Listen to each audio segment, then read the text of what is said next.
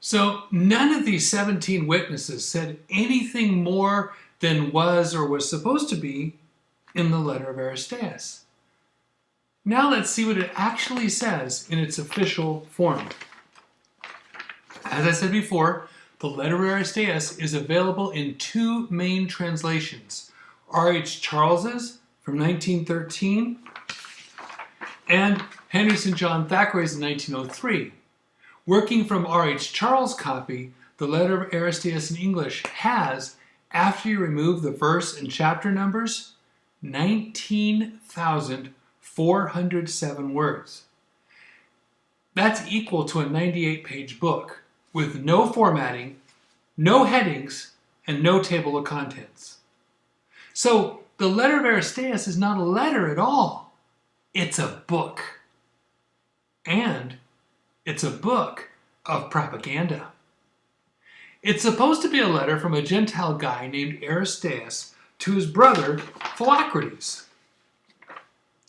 But what brother would write this in a letter? Quote, "And I suppose that the thing will seem incredible to those who will read my narrative in the future.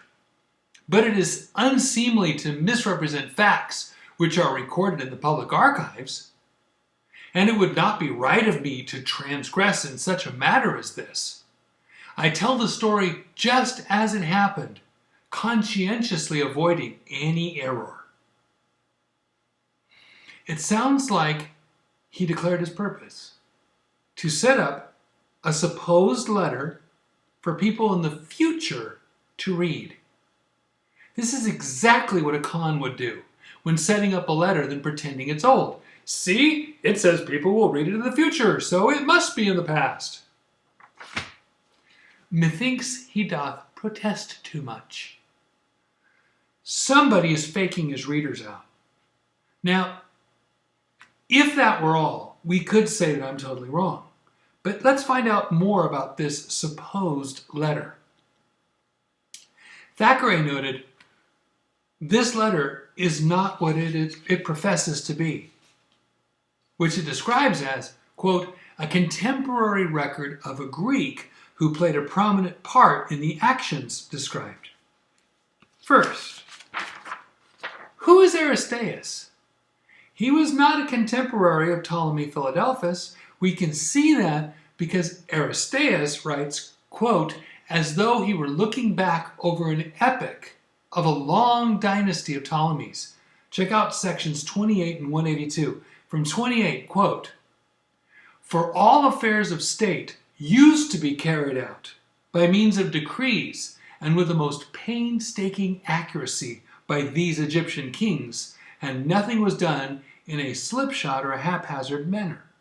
Then from 182, quote, for this arrangement has been made by the king, and it is an arrangement which you see maintained today, end quote. So someone clearly wrote well after the fact, intending for the letter or book to be public.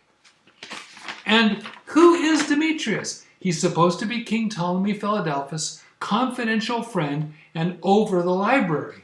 But we know that Demetrius voted for Philadelphus' older brother Caraunos, so Demetrius was exiled to northern Egypt, got bitten by a snake, and died right after 283 BC, and that's another problem.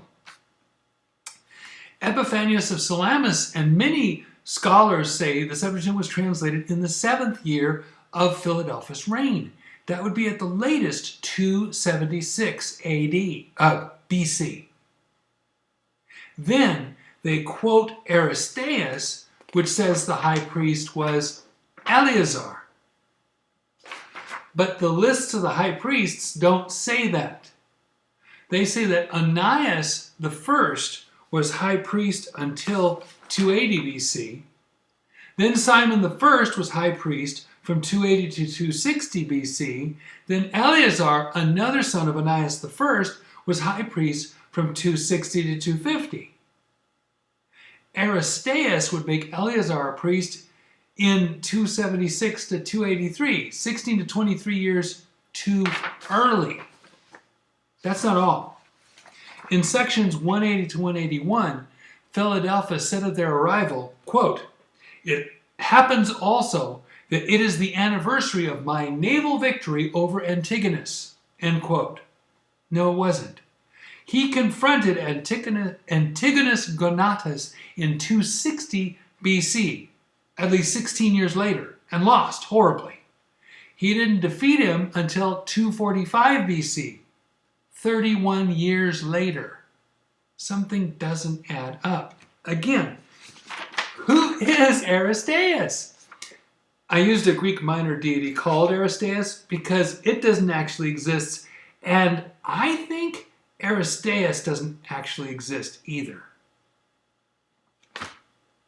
Both Thackeray and many Jewish writers I have read have agreed that the letter of Aristeas is, quote, Jewish propaganda under a heathen mask. In other words, whoever wrote the letter of Aristeas was a Jewish person, not a Greek. I've been chipping away at the letter all through these vlogs, and as you may have noticed, let me say, I believe the letter of Aristeas is a complete fabrication, a fraud, a fiction, and it doesn't even have a grain of truth. If I'm right, who could have written it? I'll answer that after we tackle the Dead Sea Scrolls.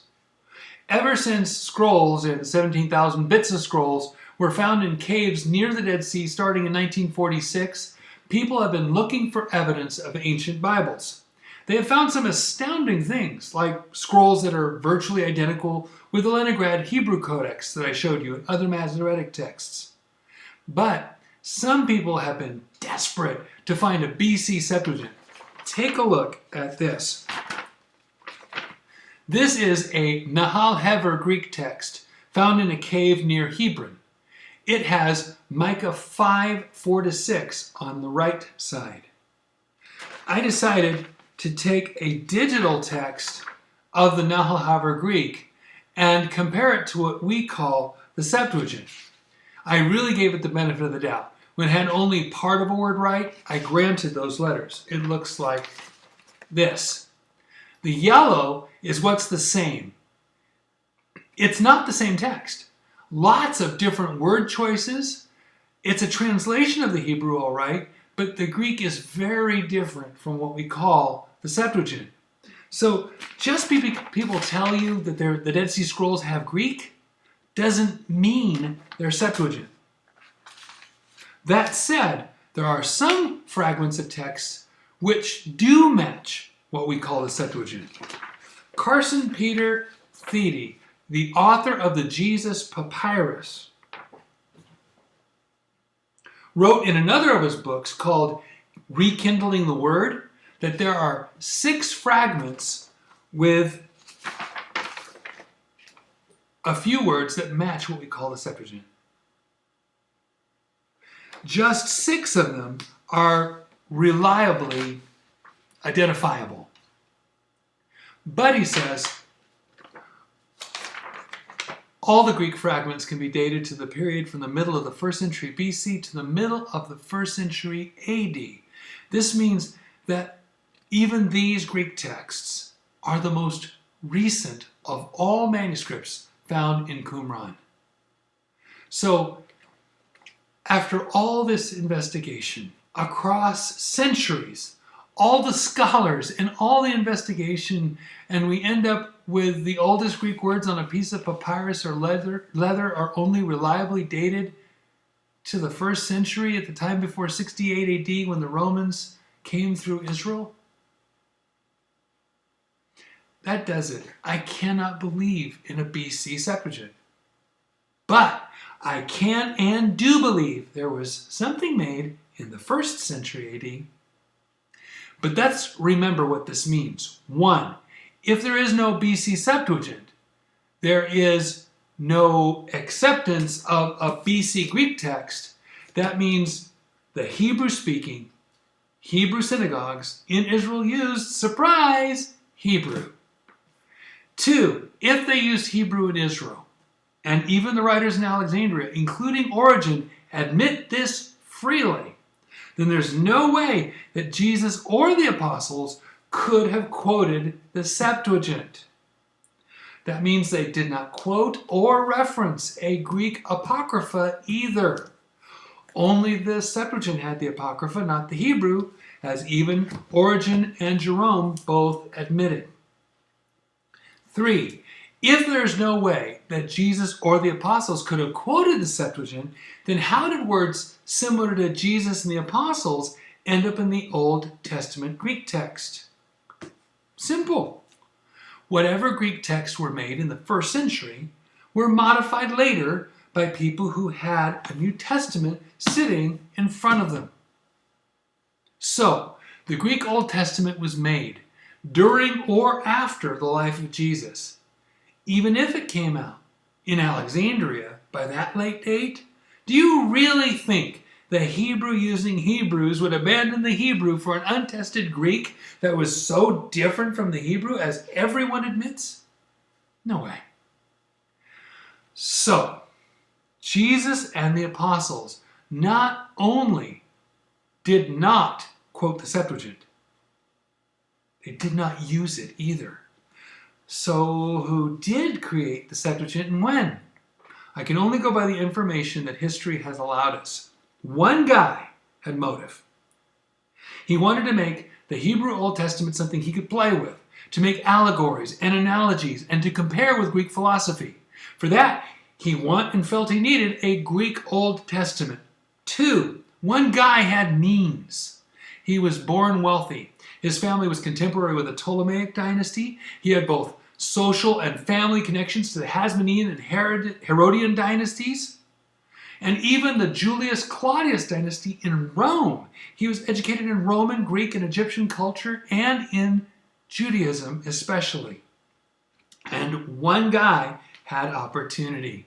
He had access to the priests in Jerusalem. He could go back and forth as he pleased. He had visited the temple in Jerusalem at least once. He was a representative of the Alexandrian Jewish community, and it seems he had plenty of time to pull it off. That man is Philo of Alexandria. He had motive, means, and opportunity. If he did it, then he completed it before he passed away about 50 AD. The story would spread because of his influence. Who would question him?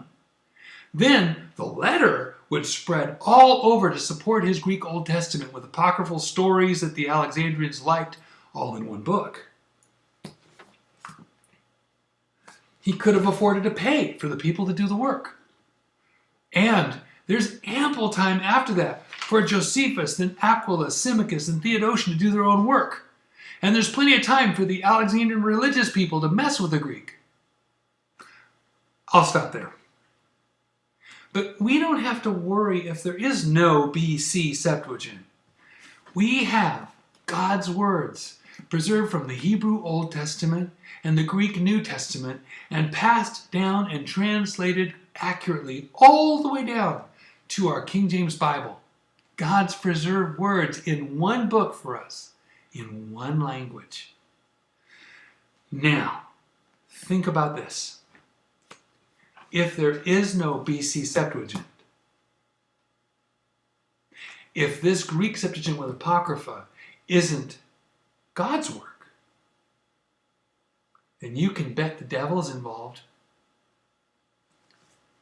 What is the devil's end game? I'll answer that in another vlog. God bless you and have a wonderful day.